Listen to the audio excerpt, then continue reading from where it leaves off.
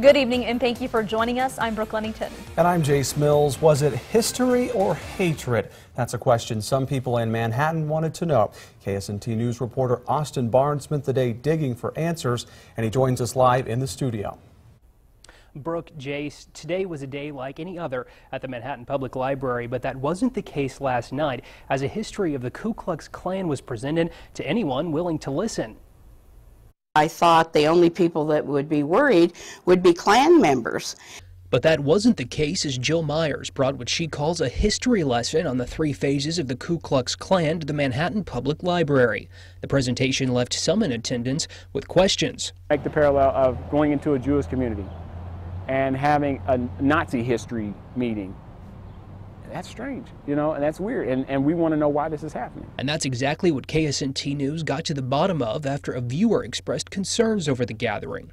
Meyers says she in no way supports the KKK, but despite her strong stance on the issue, this man says something didn't feel right about the meeting from the moment he walked through the door. She said, well, I'm not going to say that word because it's derogatory to people of color. It was in no way supporting the KKK or in any way making fun of any person of color. Jahvelle Rhone says it was a joke tied to slavery and cartoons shown that had him sitting up in his chair, eyes wide, ready to ask questions. I saw the smirks and the grins, and for me, I'm like, well, isn't this supposed to be informative? I feel very uncomfortable. I think it's something we need to discuss now.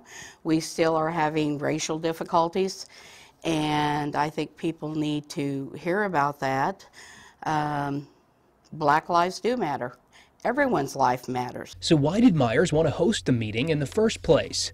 It took some time, but Rhone says he got an answer. Finally, she said, well, my grandfather's a Ku Klux Klan member, and my other grandfather's Catholic, so they didn't get along well. So I thought this would be something good to share with people. As for Meyers, she knows she's stirred up conversation. I'm sorry that this caused all this anxiety. I have given the talk 3 other times in 3 other towns. I didn't have a problem one.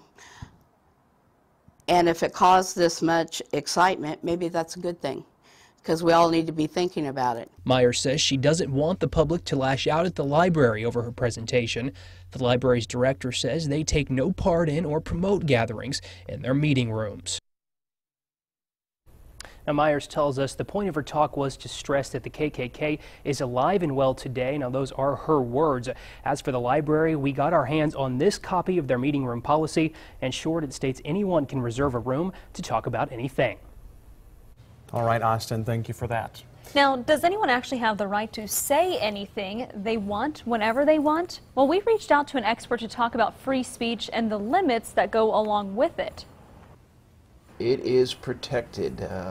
First Amendment, the whole free speech thing says you cannot ban a group because of its political views. The standard is essentially, unless the speech is going to cause imminent violence or imminent breaking of the law, the government can't be the one to decide who gets to gather, who gets to hold a meeting at some place. While some speech may be unpopular, Brown reminds us that free speech laws are there to protect us, so every American is allowed an opinion.